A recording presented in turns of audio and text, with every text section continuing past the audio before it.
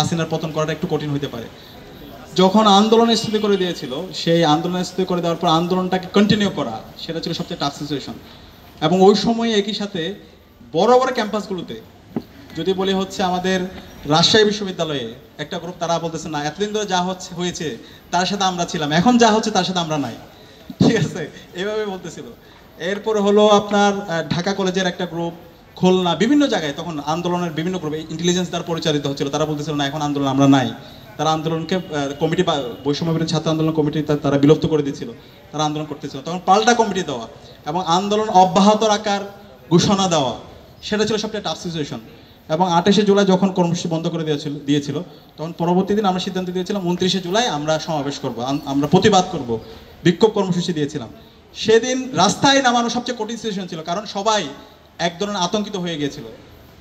হাসিনার যে গণহত্যা 19 তারিখ থেকে শুরু করে 25 তারিখ পর্যন্ত, এরপরে একটু যে স্থিমত অবস্থা, এর মধ্যে মোটামুটি একটু সবাই মেনে নিয়েছিল যে হচ্ছে এখন হাসিনার পতন করাটা একটু কঠিন হতে পারে। তো 29শে জুলাই সেদিন রাজশাহী বিশ্ববিদ্যালয়ে বড় মিছিল হয়েছিল, রাজশাহী বিশ্ববিদ্যালয় গেটে, শাস্ত্রের গেটে বড় মিছিল হয়েছিল, ঢাকায় বিভিন্ন জায়গায় মিছিল হয়েছিল। এবং একই সাথে সেদিন এখানে আমাদের টিচার্স নেটওয়ার্কের তানজিম স্যার থেকে শুরু করে সামিনা লোতমা ম্যামরাও নেমেছিল, সেটাও আন্দোলনকে নতুনভাবে উজ্জীবিত করেছিল। প্রেস ক্লাবে আমরা কর্মসূচি দিয়েছিলাম, প্রেস ক্লাবে ওখানে মুসাদ্দিক আলী ইবনে মোহাম্মদ, এরপর হচ্ছে রাফি এবং মহানগরে আমাদের পূর্বের অসংখ্য শিক্ষার্থীরা সেদিন একত্রিত হয়েছিল, ওখান থেকে তাদেরকে অ্যারেস্ট করে নিয়ে যাওয়া হয়। তো ওই দিন যে রাস্তায় নামা, উত্তরা কেন্দ্রিক শিক্ষার্থীরা রাস্তায় নেমেছিল, রাস্তায় নামাটাই ছিল সেদিন সবচেয়ে বড় চ্যালেঞ্জ। এরপরে হচ্ছে 29শে জুলাই পরে 30শে জুলাই কর্মসূচি দেওয়া হয়েছিল। তখন আমরা কী দেওয়া হয়েছে, যেহেতু সারা দেশে গণহ্যারাস গণগ্রেপ্তার, প্রতিদিন রাত হলেই একটা আতঙ্ক কাজ করতো, আপনাদের মনে আছে কিনা, প্রত্যেকটা রাতে প্রত্যেকটা জায়গায় আতঙ্ক। তো ওই সময় কর্মসূচি কী দেওয়া যায়, সকল অংশীদারদের সাথে কথা বলে আমরা তখন মার্চ ফর জাস্টিস, প্রত্যেকটা কোর্ট প্রাঙ্গণে মার্চ ফর জাস্টিস এই কর্মসূচিটা দেওয়া হয়েছিল। এবং সেটাই সেই কর্মসূচিতে ছাত্রলীগের সন্ত্রাসী এবং হচ্ছে খুনি হাসিনা পেটো বাহিনী হামলা করেছিল। এবং এই যে হাইকোর্টে হামলা, এটা হামলার পরবর্তীতে আন্দোলন আবার নতুনভাবে পুনরুজ্জীবিত হয়ে যায়। পুনরুজ্জীবিত হওয়ার পরে পরবর্তীতে হচ্ছে রিমেম্বারিং আওয়ার হিরোজ এবং প্রত্যেকটা কর্মসূচি পরিকল্পনা আলোকে হয়েছিল এবং এর মাধ্যমে আন্দোলনটা সারা দেশব্যাপী ছড়িয়ে পড়ে। এবং 2 আগস্ট, 1 আগস্টে আমাদের কাছে পরিষ্কার যে এখন হাসিনা আর থাকছে না। তখন আমরা এক দফা নিয়ে আলাপ হচ্ছিল এবং এক দফা পরবর্তী হাসিনার পতন হলে সরকারের ফরমেশন কী হবে, এটা কি বিপ্লবী সরকার হবে নাকি জাতীয় সরকার হবে, এটা কি হবে, কারা কারা অংশীজন হবে, এটা নিয়ে আমাদের মধ্যে আলাপ হচ্ছিল। এবং এর মধ্যে 6 সমন্বয়কদেরকেও তাদেরকে ডিবি কার্যালয় থেকে ছেড়ে দেওয়া হয়। ছেড়ে দেওয়ার পরে আবার আসার পর আমরা একসাথে সিদ্ধান্ত নিয়ে পরবর্তীতে এক দফা ঘোষণা দেওয়া, এবং এক দফা ঘোষণা দেওয়ার পরে 3 তারিখ যে এক দফা ঘোষণা দেওয়া হয়েছে, এক দফা ঘোষণার পরে আমাদের এর মধ্যে প্ল্যান হয়েছিল হচ্ছে গণভবন অভিমুখী মার্চ, সেটার জন্য আমরা ঢাকাকে 10টা ভাগে ভাগ করেছিলাম এবং কীভাবে হবে এই সব প্ল্যানগুলো আমাদের করা হয়েছিল। সেদিন 3 তারিখে প্রথমে আমাদের যাওয়ার কথা ছিল, কিন্তু আলটিমেটলি আমরা আরেকটু সময় নিচ্ছিলাম। পরবর্তীতে 4 আগস্ট শাহবাগে কর্মসূচি দেওয়া হয়েছিল।